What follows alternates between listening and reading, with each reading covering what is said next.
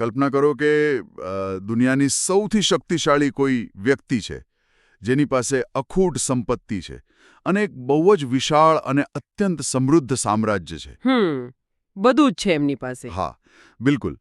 અને એક આજ્ઞા પર લાખો લોકો માથું નમાવે છે. પણ જ્યારે એ વ્યક્તિ રાત્રે સૂવા જાય છે ત્યારે એક એવી ખાલીપો, એક એવી પીડા સતાવે છે જે દુનિયાની કોઈ દોલત મટાડી શકે તેમ નથી. આ બહુ જ પીડાદાયક માનસિક સ્થિતિ હોય છે, કારણ કે અહીં માણસને પોતાની મર્યાદાઓનો સૌથી મોટો અહેસાસ થાય છે. સાચી વાત છે. જ્યારે સત્તા અને સંપત્તિ બંને વામણા સાબિત થાય ત્યારે જ કદાચ કંઈક નવું સર્જાય છે. હા, અને આજે આપણે જે સ્ત્રોતો પર ચર્ચા કરવાના છીએ તેની શરૂઆત આ જ શૂન્યતાથી થાય છે. બરાબર. આજના આ ઊંડાણપૂર્વકના વિશ્લેષણમાં તમારું સ્વાગત છે. આપણી બધાએ અયોધ્યા, રાજા દશરથ અને શ્રીરામના પ્રાગટ્યની કથાઓ તો ક્યાંક ને ક્યાંક સાંભળી જ છે. સાવ સાચી વાત છે. મોટાભાગના લોકો આ કથાથી પરિચિત છે જ. પણ આજના આ વિશ્લેષણમાં આપણે આ વિષય પરના દસ્તાવેજો અને લખાણોમાંથી કેટલીક એવી બાબતો સમજવાની છે જે સામાન્ય રીતે છૂટી જતી હોય છે. આપણો હેતુ માત્ર કોઈ પૌરાણિક વાર્તાને વાગોળવાનો નથી. ચોક્કસ. આપણે એ જોવાનું છે કે આ ઘટના પાછળના રાજકીય અને આધ્યાત્મિક સમીકરણો કેવા હતા. હા, અને એક શક્તિશાળી સામ્રાજ્યમાં જ્યારે વારસદાર ન હોય ત્યારે કેવો માહોલ સર્જાય છે અને તેમાંથી આદર્શ જીવનની આખી એક નવી વ્યાખ્યા કેવી રીતે જન્મે છે તે આજે આપણે ડીકોડ કરીશું. અને આ સમજવા માટે આપણે સૌથી પહેલા અયોધ્યાના એ સમયના સામાજિક અને રાજકીય માળખાને જોવું પડે. હું એવું માનું છું કે રાજા દશરથની સ્થિતિ માત્ર એક પિતા તરીકેની પીડા નહોતી. એટલે તમે રાજકીય અસ્થિરતાની વાત કરો છો? બિલકુલ. આપણે એ વિચારવું રહ્યું કે જ્યારે આટલું મોટું સામ્રાજ્ય હોય અને કોઈ વારસદાર ન હોય તો આસપાસના રાજ્યો અને ખુદ પોતાના જ પ્રધાનોમાં કેવો ગણગણાટ શરૂ થઈ જાય.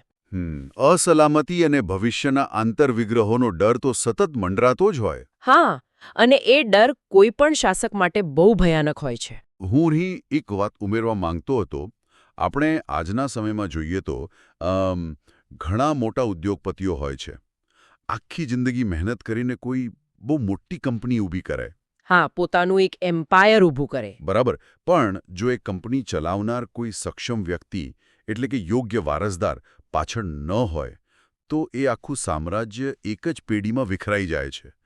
રાજા દશરથની પીડા પણ કંઈક આવી જ હતી. બહુ જ સરસ ઉદાહરણ આપ્યું તમે.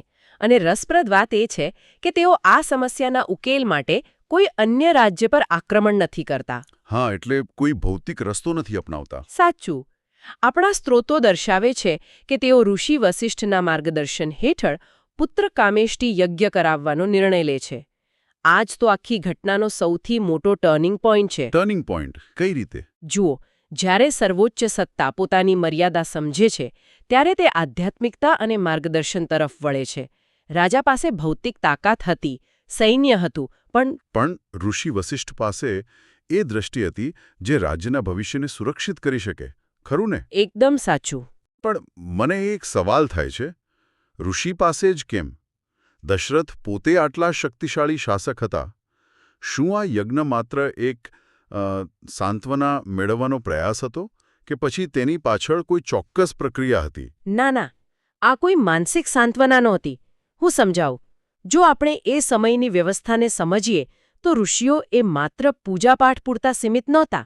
ઓહ, તો તેઓ બીજું શું કરતા? તેઓ સમાજના સૌથી મોટા વૈજ્ઞાનિકો, નીતિવિદો અને દ્રષ્ટાઓ હતા. પુત્રકામેષ્ટિ યજ્ઞ એ માત્ર એક કર્મકાંડ નહોતો, તે એક અત્યંત જટિલ પ્રક્રિયા હતી. એટલે કે એક આખું સાયન્સ હતું એની પાછળ. બિલકુલ.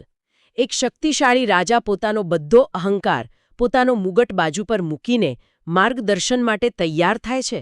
એ જ દર્શાવે છે કે સત્તા અને જ્ઞાનનો સમન્વય કેટલો જરૂરી છે. ભૌતિક સાધનો જ્યારે નિષ્ફળ જાય ત્યારે ચોક્કસ પ્રક્રિયા અને આંતરિક શુદ્ધિ જ પરિણામ આપી શકે છે. હા, બરાબર પકડ્યું તમે. અને આ પ્રક્રિયાનું પરિણામ આવે પણ છે. સ્ત્રોતોમાં એવું નોંધવામાં આવ્યું છે કે આ યજ્ઞ પછી દિવ્ય ઉર્જા પ્રસન્ન થઈ અને રાજા દશરથને દિવ્ય ખીર પ્રસાદ રૂપે આપવામાં આવી. પણ મને અહીં થોડો રોકવા દો. હા, બોલો ને. જો આ દેવી દેવતાઓ છે અને તેઓ સર્વશક્તિમાન છે તો પછી આ ખીરની શું જરૂર? બહુ રસપ્રદ સવાલ છે આ. મારો કહેવાનો અર્થ એ છે કે તેઓ સીધા જ રાણીઓને આશીર્વાદ આપી શક્યા હોત ને. કોઈ અદૃશ્ય શક્તિ કે કોઈ આકાશવાણી કે કોઈ જાદુઈ સ્પર્શ. કેમ નહીં? આ ખીર જેવી એક ભૌતિક વસ્તુ દ્વારા દિવ્યતા કેમ મોકલવામાં આવી? આ બહુ જ વ્યાજબી અને તાર્કિક સવાલ છે. પણ જો આપણે બ્રહ્માંડના નિયમો અને એ સમયના તત્વજ્ઞાનને જરા ઊંડાણથી જોઈએ તો એક સિદ્ધાંત સ્પષ્ટ થાય છે. કયો સિદ્ધાંત? જ્યારે પણ કોઈ અત્યંત ઉચ્ચ કે દિવ્ય ઊર્જાને ભૌતિક જગતમાં ઉતારવાની હોય, એટલે કે આપણા મનુષ્યોના જગતમાં, હા, આ પૃથ્વી પર. હા, ત્યારે તેને ધારણ કરવા માટે કોઈ માધ્યમ, કોઈ કન્ટેનરની જરૂર પડે જ છે. એટલે કે ઊર્જાને ટ્રાન્સફર કરવા માટે એક ફિઝિકલ કંડક્ટર જોઈએ. બિલકુલ એવું જ સમજો. જેમ વીજળીને પસાર થવા માટે તારની જરૂર પડે છે ને. હા, વાયર વગર તો પાવર આવે જ નહીં. બસ એમ જ આ દિવ્ય કૃપા કે આશીર્વાદને માનવ શરીરમાં પ્રવેશ કરાવવા માટે એક ભૌતિક માધ્યમની જરૂર હતી. આ પ્રસાદ એ માત્ર કોઈ સ્વાદિષ્ટ મિષ્ટાન નહોતું. તો એ શું હતું? તે એ ઉચ્ચ ઊર્જાનું ઘનીભૂત ભૌતિક સ્વરૂપ હતું.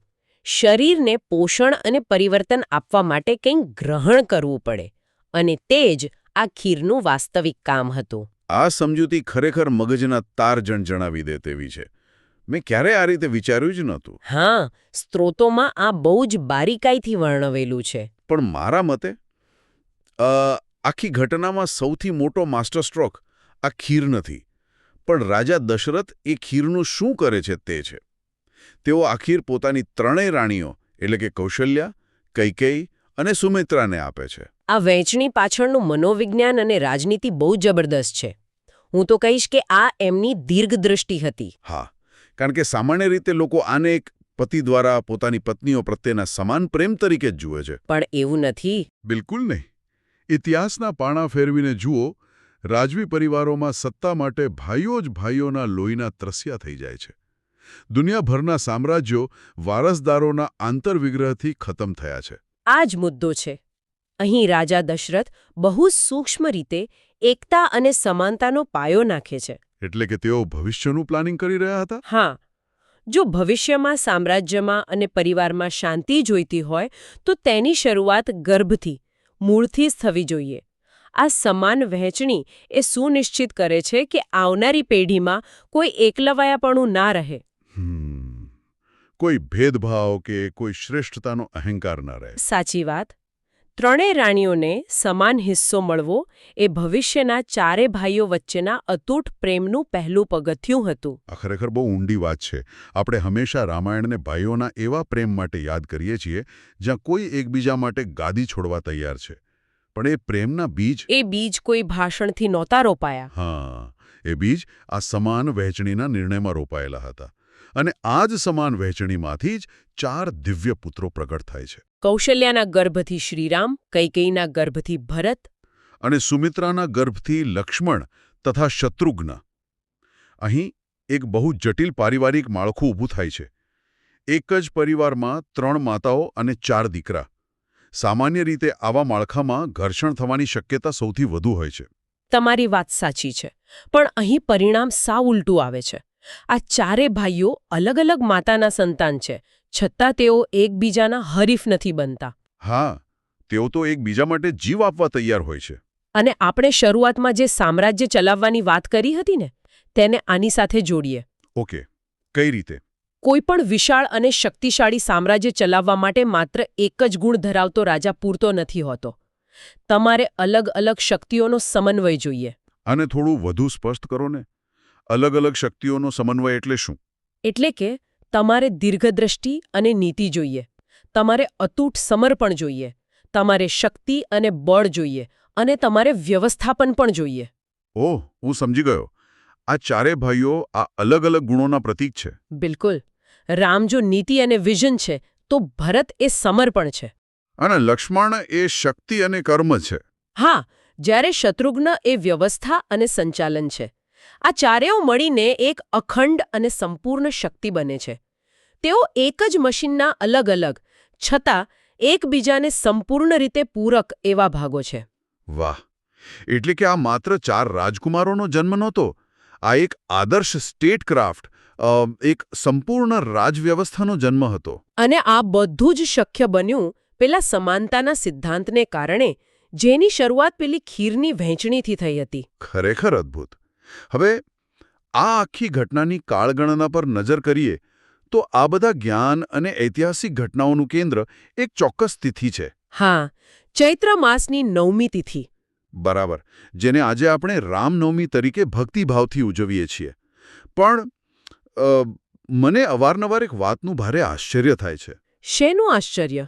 જો આપણે આધુનિક યુગના લોકો છીએ, આપણને ગયા મહિને કઈ તારીખે શું જમ્યા હતા એ પણ યાદ નથી હોતું. ઘણાને તો પોતાના નજીકના લોકોના જન્મદિવસ પણ યાદ નથી રહેતા. હા, એ તો બહુ સામાન્ય વાત થઈ ગઈ છે આજે. તો પછી સદીઓ, હજારો વર્ષો વીતી જવા છતાં આ એક ચોક્કસ તિથિ, આ ચૈત્ર નવમી, સમાજના હૃદયમાં આટલી અકબંધ કેવી રીતે રહી શકી છે? આવું કેમ? આ કોઈ સામાન્ય જન્મદિવસની ઉજવણી તો નથી જ લાગતી. ના, જરાય નહીં. આ કોઈ સામાન્ય બર્થડે પાર્ટી નથી. અને સમાજ ક્યારેય કોઈ પણ તિથિને આટલી સદીઓ સુધી માત્ર કોઈ એક વ્યક્તિના જન્મ માટે નથી સાચવી રાખતો. તો પછી આ પાછળનું કારણ શું છે? સ્ત્રોતો શું કહે છે? એ તિથિ સચવાય છે કારણ કે તે સમાજ માટે એક સાંસ્કૃતિક હોકાયંત્ર બની જાય છે. સાંસ્કૃતિક હોકાયંત્ર? વાહ, આ બહુ જ નવો અને રસપ્રદ શબ્દ છે. આ હોકાયંત્ર કેવી રીતે કામ કરે છે? હું સમજાવું. માનવ ઇતિહાસને ધ્યાનથી જોઈએ તો એવા ઘણા સમયગાળા આવે છે જ્યારે સમાજ અંધકારમાં ધકેલાઈ જાય છે, મૂલ્યોનું પતન થાય છે, ભ્રષ્ટાચાર વધે છે. અને સામાન્ય માણસ નિરાશ થઈ જાય છે. બરાબર. ત્યારે આ રામનવમીનો દિવસ એક મજબૂત યાદ અપાવે છે કે અંધકાર ગમે તેટલો ગાઢ કેમ ન હોય, પ્રકાશનું પ્રાગટ્ય નિશ્ચિત છે.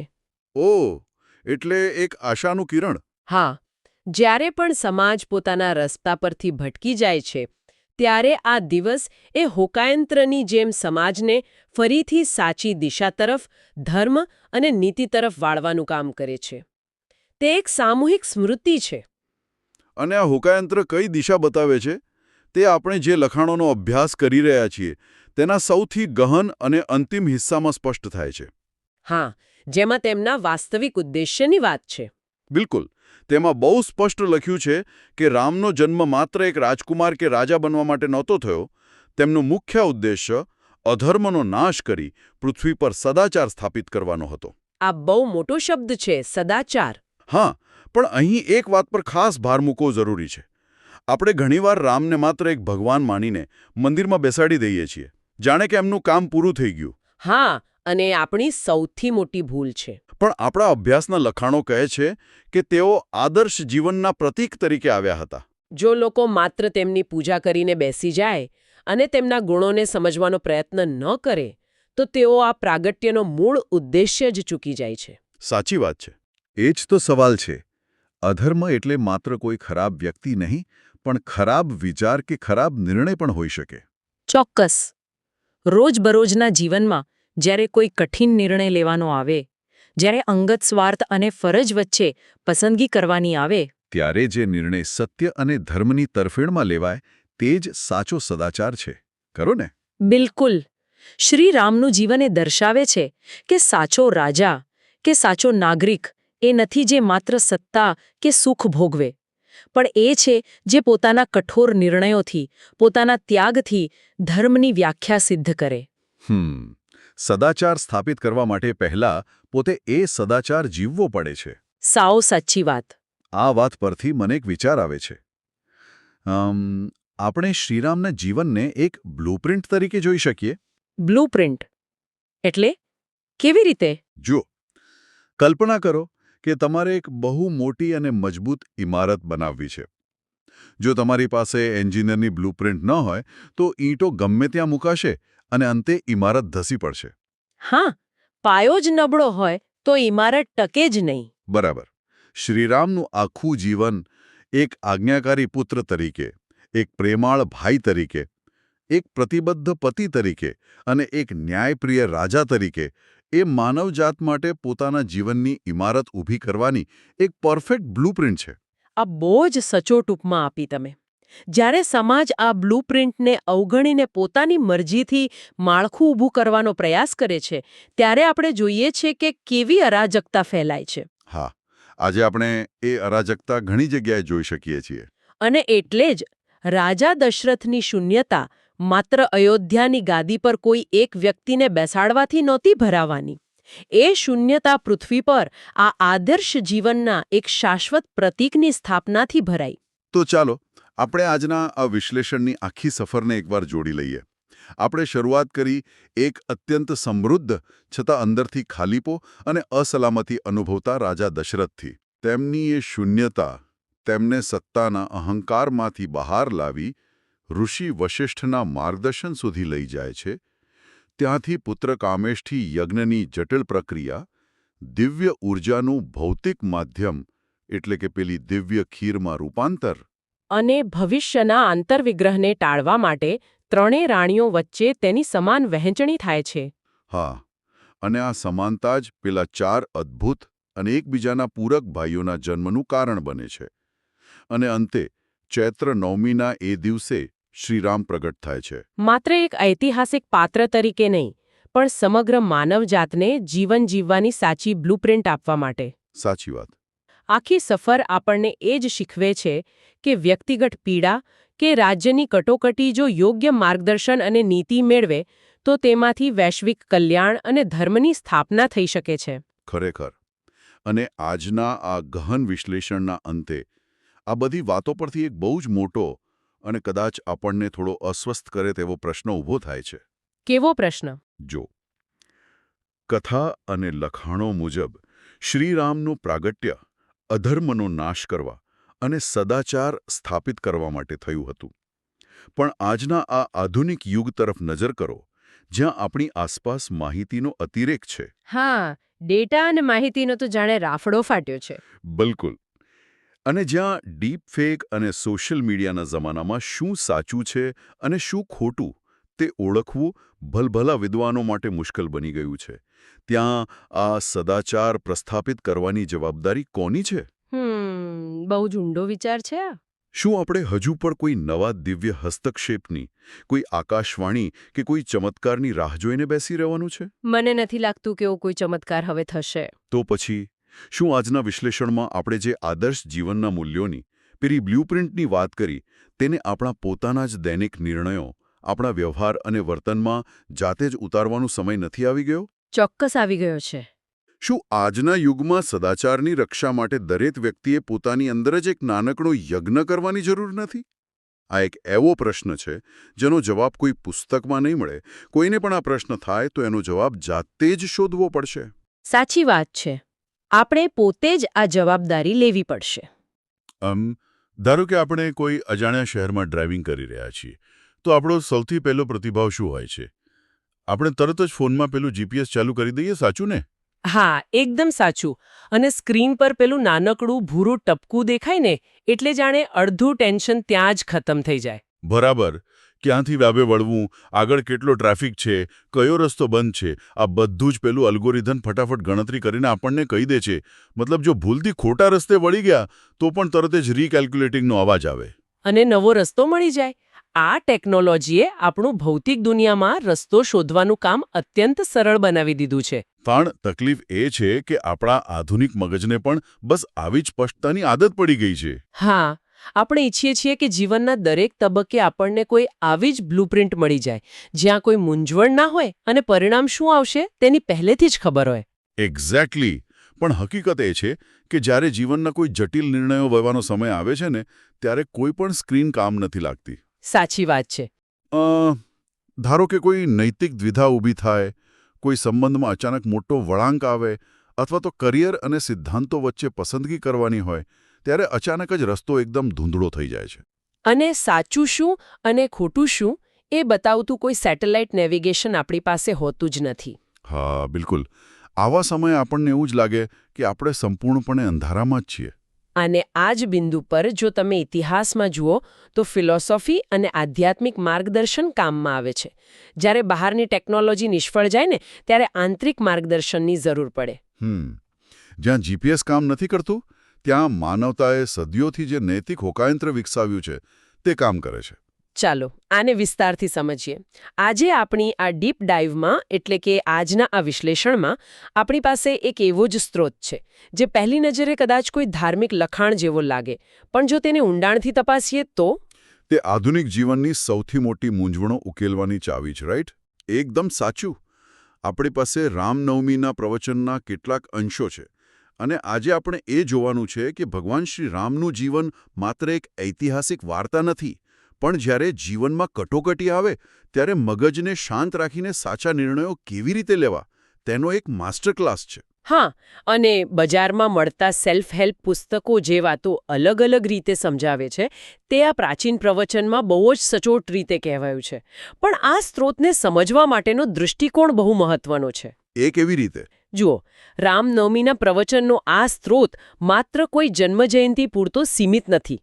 તે ખરેખર તો ધર્મ, સત્ય અને આદર્શ જીવનના પ્રતીકની ઉજવણી છે. બરાબર છે. તે આપણને યાદ અપાવે છે કે જ્યારે આસપાસની દુનિયા અસ્થિર હોય, મૂલ્યો સતત બદલાતા હોય, ત્યારે પણ અમુક મૂળભૂત સિદ્ધાંતો હોય છે જે ક્યારેય બદલાતા નથી.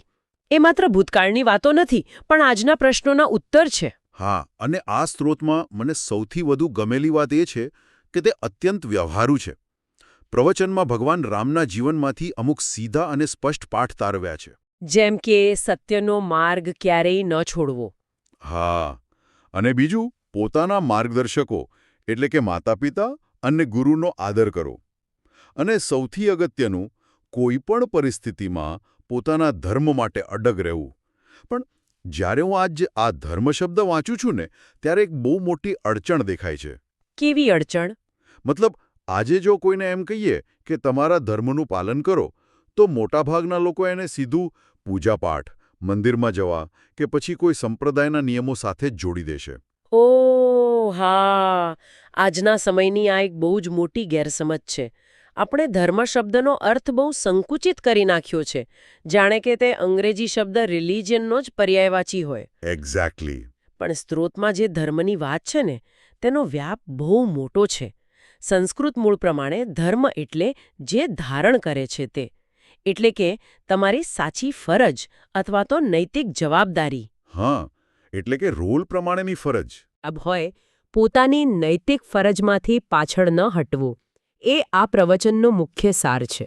જો આપણે આ વાતને આજના કોર્પોરેટ જગતના કોઈ જટિલ ગ્રે એરિયામાં મૂકીએ ને તો વાત વધારે ક્લિયર થશે. હા, કોઈ ઉદાહરણ આપો. ધારો કે કોઈ વ્યક્તિ એક બહુ મોટી ફાર્માસ્યુટિકલ કંપનીમાં કામ કરે છે. તેને ખબર પડે છે કે કંપની જે નવી દવા બજારમાં મૂકવાની છે તેના રિપોર્ટમાં છેડા થયા છે. ઓહો. અને એ દવા લોકોના સ્વાસ્થ્ય માટે હાનિકારક છે. હવે આ વ્યક્તિનો સિનિયર મેનેજર, જેણે તેને વર્ષોથી મેન્ટર કર્યો છે, પ્રમોશન અપાવ્યું છે, તે કહે છે કે આ વાત બહાર ન જવી જોઈએ. આમાં કંપનીનો ફાયદો છે. આ તો બહુ ધર્મસંકટ કહેવાય. હા, અહીં બે સાચી લાગતી બાબતો વચ્ચે ટકરાવ છે. એક બાજુ મેન્ટર પ્રત્યેની વફાદારી અને બીજી બાજુ સમાજ પ્રત્યેનું સત્ય. જો હું આ સ્ત્રોતના સિદ્ધાંતોને અહીં લાગુ પાડું તો સ્પષ્ટ થાય છે કે વ્યાપક માનવ કલ્યાણનો ધર્મ એ કોઈ પણ વ્યક્તિગત વફાદારી કરતાં ઘણો ઉપર છે. એકદમ સચોટ ઉદાહરણ છે આ. અને આ જ કારણસર સ્ત્રોત અડગ રહેવા પર ભાર મૂકે છે. કારણ કે જ્યારે આપણે આવા નિર્ણયો લઈએ ને ત્યારે તેનું રિઝલ્ટ તરત આપણા ફેવરમાં નથી હોતું. સાચી વાત છે. પેલા કર્મચારીએ જો સાચું બોલવાનો નિર્ણય લીધો તો કદાચ તેને નોકરીમાંથી કાઢી મૂકવામાં આવે. હા, અથવા તેના પર કેસ થાય, કરિયર બરબાદ થઈ જાય. સ્ત્રોત એવો કોઈ ભ્રમ નથી ઊભો કરતો કે સાચું બોલશો એટલે તરત જ કોઈ ચમત્કાર થશે અને બધું ફર્સ્ટ ક્લાસ થઈ જશે. ભગવાન રામના પોતાના જીવનમાં જુઓ, ધર્મ અને સત્યનું પાલન કરવાના કારણે તેમણે રાતોરાત પોતાનું રાજપાટ ગુમાવવું પડ્યું. અને જંગલમાં ભટકવાનો વારો આવ્યો. નુકસાન તો એકદમ દેખીતું અને ભયંકર હતું. બિલકુલ. પણ આજ તો મારો સૌથી મોટો પ્રશ્ન છે, જ્યારે સામે ચોખ્ખું દેખાતું હોય કે સાચો રસ્તો પસંદ કરવાથી આર્થિક કે સામાજિક નુકસાન થવાનું જ છે, તો પછી કોઈ સામાન્ય માણસ સત્ય પર અડગ રહેવાની હિંમત ક્યાંથી લાવે? આજના ઇન્સ્ટન્ટ ગ્રેટિફિકેશનના જમાનામાં જ્યાં લોકોને બસ તરત જ પરિણામ જોઈએ છે, ત્યાં આવી લાંબા ગાળાની પીડા કોણ સહન કરે? જુઓ, આનો જવાબ માનવ મનોવિજ્ઞાન અને આપણી આંતરિક શક્તિના મિકેનિઝમમાં છુપાયેલો છે.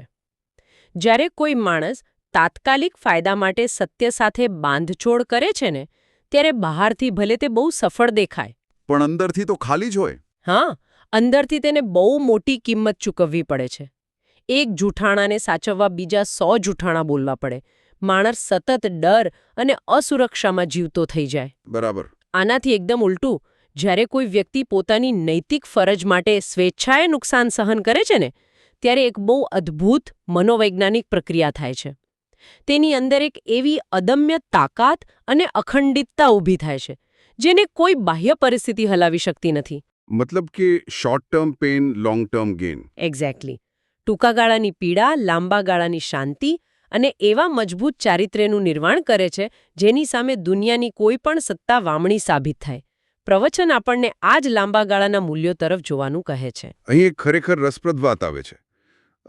આપણે કટોકટી અને પીડાની વાત કરી રહ્યા છીએ ને, તો ચાલો પ્રવચનમાં દર્શાવેલા રામાયણના સૌથી મોટા સંકટ એટલે કે વનવાસ પર ફોકસ કરીએ. હા, 14 વર્ષનો વનવાસ. વિચાર તો કરો, 14 વર્ષ.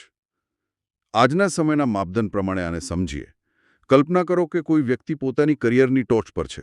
કોઈ મલ્ટીનેશનલ કંપનીના સીઈઓ તરીકે તેની જાહેરાત થવાની છે. ઓકે. બોર્ડરૂમ તૈયાર છે, મીડિયા બહાર ઊભું છે અને સમારંભની આગલી રાત્રે તેને ફોન આવે છે કે બોર્ડ ઓફ ડિરેક્ટર્સે તમને માત્ર પદ પરથી નથી હટાવ્યા પણ કંપનીમાંથી જ કાઢી મૂક્યા છે. અરે બાપરે. અને એટલું જ નહીં, આવનારા 14 વર્ષ સુધી તે આ ઇન્ડસ્ટ્રીમાં કોઈ કામ નહીં કરી શકે અને તેને પોતાનું ઘર છોડીને કોઈ અજાણ્યા શહેરમાં શૂન્યમાંથી શરૂઆત કરવી પડશે.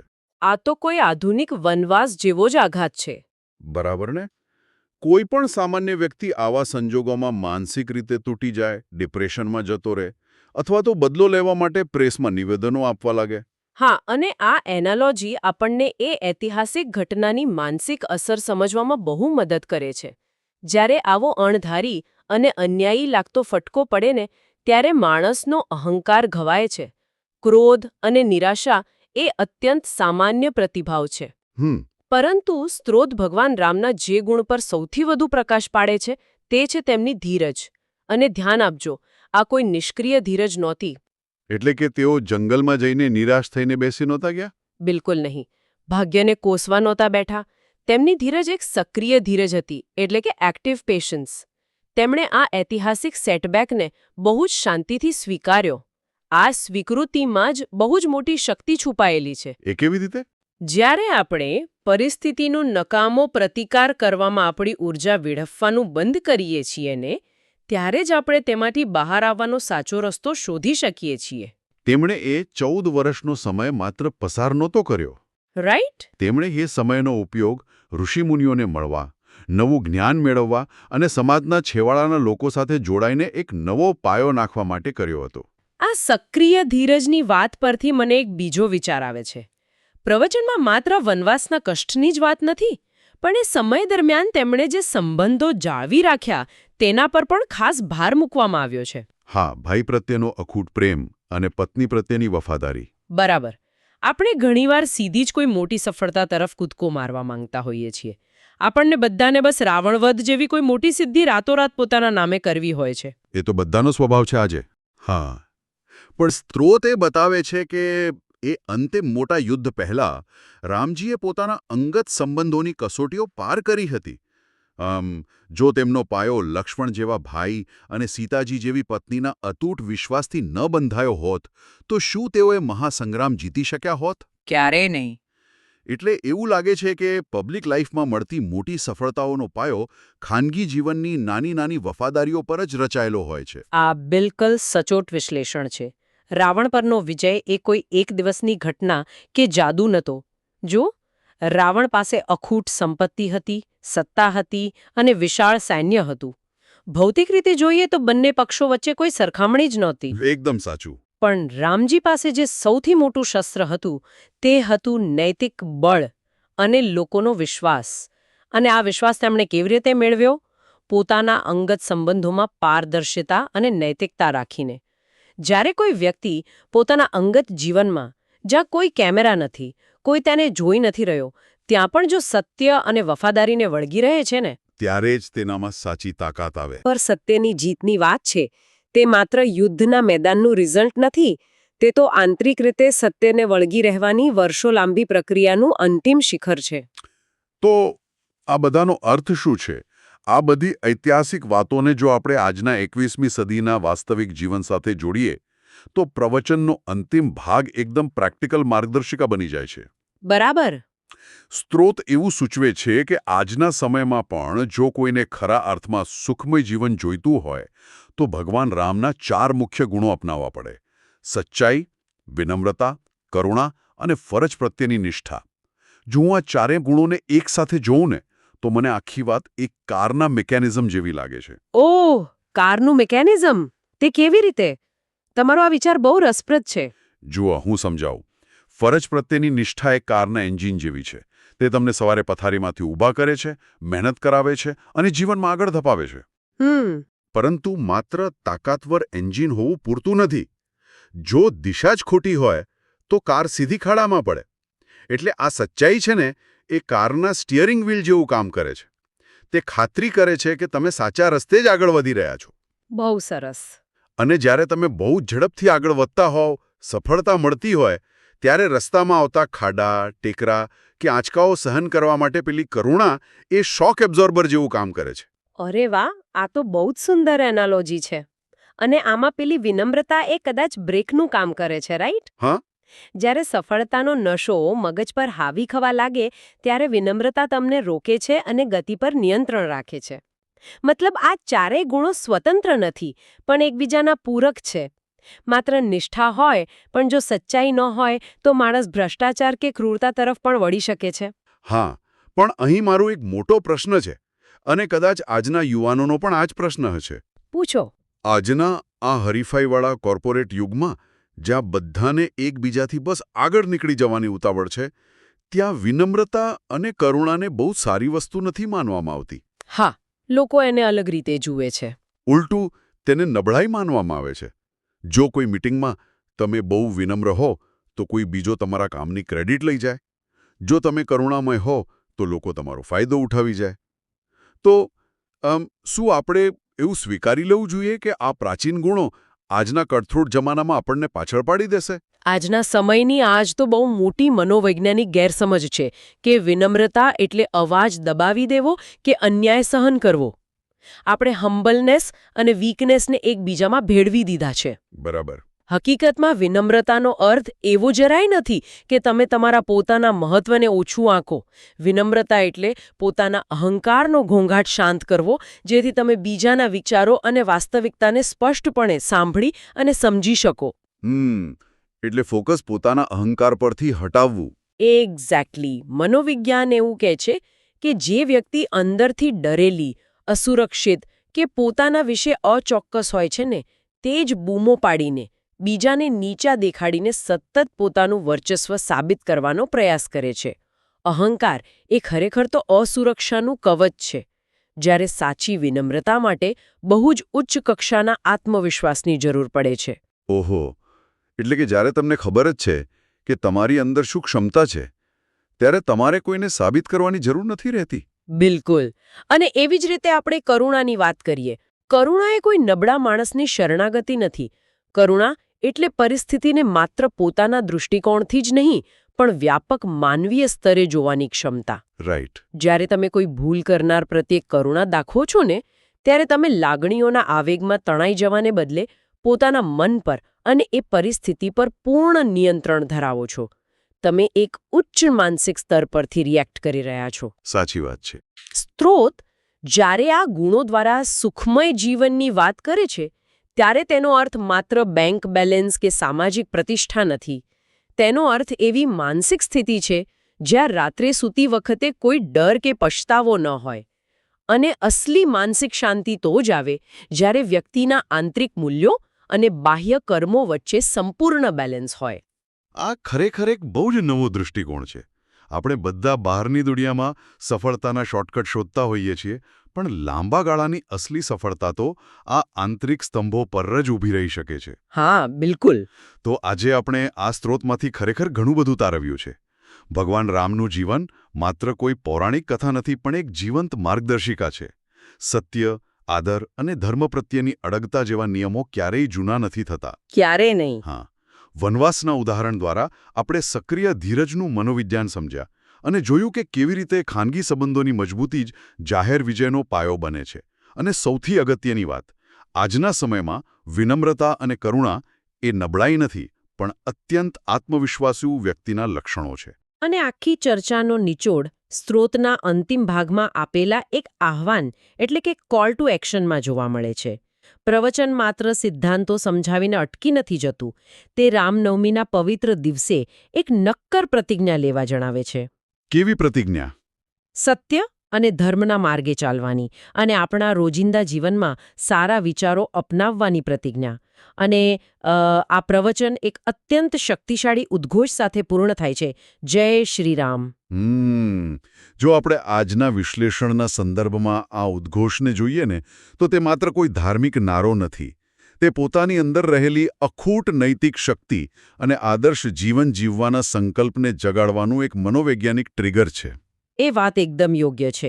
તે આપણાને આપણા જ આદર્શો પ્રત્યે જાગૃત કરે છે. હવે આપણે જ્યારે આ ઊંડાણપૂર્વકના વિશ્લેષણના અંત તરફ આવી રહ્યા છીએ, ત્યારે શરૂઆતમાં મેં જે જીપીએસ અને નૈતિક હોકાયંત્રની વાત કરી હતી ને, તેના પર પાછા ફરીએ. ચોક્કસ. ભગવાન રામ માટે ધર્મ અને ફરજનો અર્થ એકદમ સ્પષ્ટ હતો. પણ આજના આપણા આ અત્યંત જટિલ જીવનમાં, જ્યાં ઘણીવાર બે સાચા લાગતા રસ્તાઓ વચ્ચે ટકરાવ થતો હોય, જ્યાં કોઈ સ્પષ્ટ કાળી કે સફેદ રેખા નથી હોતી અને બધું જ ગ્રે એરિયા જેવું લાગે છે, ત્યાં આપણો વાસ્તવિક ધર્મ શું છે તે આપણે કેવી રીતે નક્કી કરી શકીએ? આજના ઘોંઘાટભર્યા સમયમાં, જ્યાં સોશિયલ મીડિયા અને સમાજ આપણને સતત કહે છે કે આપણે શું વિચારવું જોઈએ, કદાચ સૌથી અઘરું કામ એ જ છે કે એકાંતમાં બેસીને, ધીરજ રાખીને આપણી પોતાની આંતરિક સચ્ચાઈનો અવાજ સાંભળવો. બિલકુલ સાચી વાત છે. કદાચ એ ધીમા અવાજમાં જ આપણા પોતાના જીપીએસનું સાચું લોકેશન છુપાયેલું છે. અને કદાચ આ જ એક એવો પ્રશ્ન છે જે આપણને સૌને વિચારતા કરી મૂકે છે. આજના વિશ્લેષણમાં જોડાવા બદલ આભાર. અહીં આજના આ સ્ત્રોતની ઊંડાણપૂર્વકની ચર્ચા સમાપ્ત થાય છે.